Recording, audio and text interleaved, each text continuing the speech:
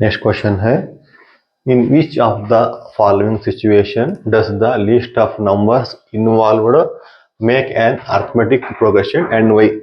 इस जो गिवन है उस सिचुएशन को हमें लेके जो नंबर इन्वॉल्व रहते हैं उसका एपी बनाना है और बोलना है कि ये एपी है या नहीं। क्या है जो गिवन है, the amount of money in the account every year when rupees 10,000 is deposited at compound interest at 8% per annum। एक अकाउंट पे फिक्स्ड अमाउंट पे अमाउंट डिपॉजिट किया गया है या फिक्स्ड अमाउंट या नॉर्मल अकाउंट पे, उस अकाउंट पे 10,000 अमाउंट डिपॉजिट किया गया है। डिपॉजिट करने के बाद बैंक में जो इंटरेस्ट आएगा सालाना पर ईयर 8% है। ऐसे ही जो हम एपी कहते हैं बढ़ता जाएगा, first year, second year, third year, fourth year. लेकिन हमें first year, second year minimum तो फाइंड करना पड़ेगा, उसका इंटरेस्ट कितना होगा। पहले हमें जाके बैंक में अकाउंट में जो मनी डिपॉजिट कर दिया 8% बोलने के बाद ऊपर ईयर फर्स्ट ईयर कितना आएगा 8% के बाद सेकेंड ईयर कितना आएगा सेकेंड ईयर पे, यहाँ पे मिल जाएगा first term, second term, third term. इससे हम बोल सकते हैं कि ये एपी है या नहीं। एपी फॉर्म करके कॉमन डिफरेंस फाइंड करेंगे तो उसको पता चलेगा ये एपी है या नहीं। चलिए सॉल्व करते हैं। इस क्वेश्चन पे हम पहले देखेंगे deposited amount in the bank. Deposited कितना अमाउंट डिपॉजिट किया है 10,000।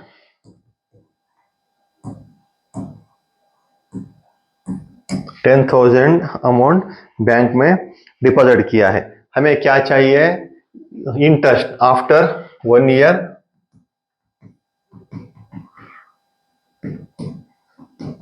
कितना ले सकते हैं 1 ईयर, 2 ईयर, 3 ईयर, 4, लेकिन हमें एपी के लिए मिनिमम 3 चाहिए। आफ्टर 1 ईयर लेंगे और आफ्टर 2 ईयर लेंगे। कितना होगा 8%। 8% बोले तो 10,000 को फर्स्ट ईयर कितना होगा, हाँ, और सेकेंड ईयर कितना होगा। चलिए इसके लिए एक सिंपल करते हैं कैलकुलेशन। जो 8% है उसका मतलब 100 रुपए के लिए 8 रुपए। ऐसे में फाइंड करना है 10,000 को कितना। जो देखिए ये फर्स्ट है, ये सेकेंड है, ये थर्ड है, ये फोर्थ है। हमें एक फार्मूला याद रखना है कि 2 इंटू 3 डिवाइड बाई 1। इस पे 2 क्या है 8, 3 क्या है 10,000,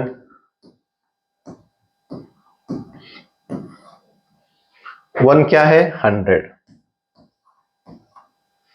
ऐसा एक सिंपली मेथड हमने इसको भागे 2 इंटू 3 डिवाइड बाई 1 हम दिल में इसको याद कर लेंगे। ये फर्स्ट हुआ, ये सेकंड हुआ, ये थर्ड हुआ, फोर्थ हुआ। 2 क्या है 8, 3 क्या है 10,000 डिवाइड बाई 100। अभी 2 0 कैंसल और यहाँ पर क्या हुआ, ये 8 इंटू 100, 8 0 0, 8 0 0, 8 इंटू 1 8, 800 हुआ।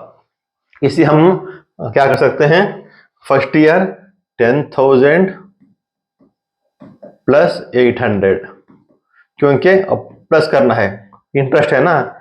इससे क्या होगा 10,800। बैंक में 10,000 रखने के बाद फर्स्ट ईयर एज पर 8% इनका अमाउंट हो गया 10,800। इस तरह कैलकुलेट करना है, जो एक सिंपल मेथड है। आफ्टर 2 ईयर जो जो यहां पर फर्स्ट ईयर आया, अब फिर वही लेंगे सिंपल, 100 रुपीज को 8 रुपीज इंटरेस्ट है।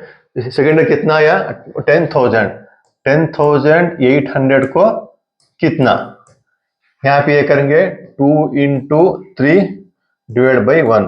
2 क्या है 8 इंटू 3 क्या है 10,800 डिवाइड बाई 100। अभी आपको सिंपल क्या करना पड़ेगा, 2 0 कैंसिल, 108 इंटू 108 इंटू 8, 8 8 जा 64, 8 1 जा 8। कितना इंटरेस्ट आया 864। 2 0 को 2 0 कैंसिल, 108 इंटू 8, 8 8 जा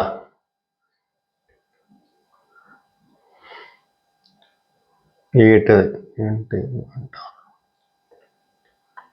हाँ 8 8 जा 64, 8 1 जा 8।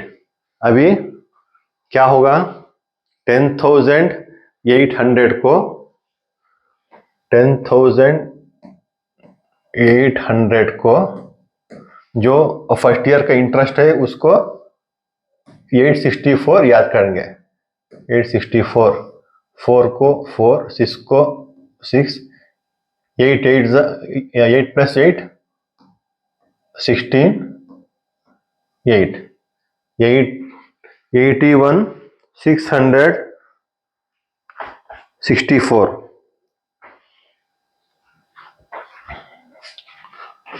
10,800 10,800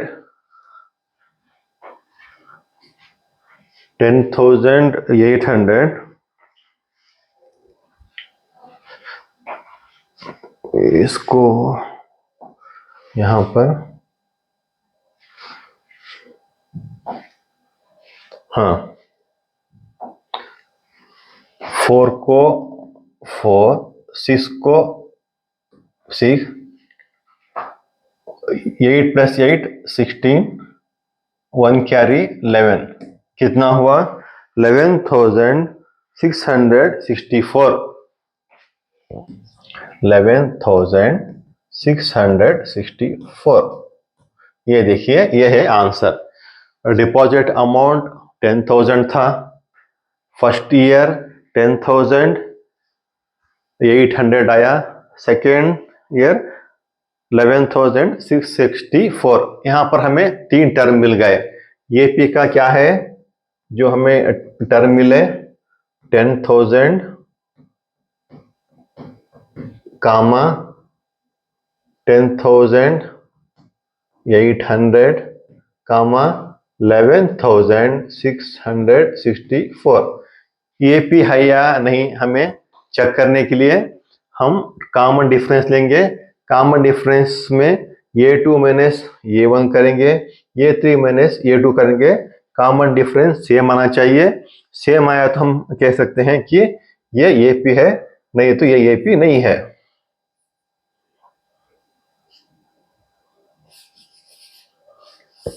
चलिए चेक करते हैं। ये 2 माइनस ये 1 करेंगे, ये 3 माइनस ये 2 करेंगे।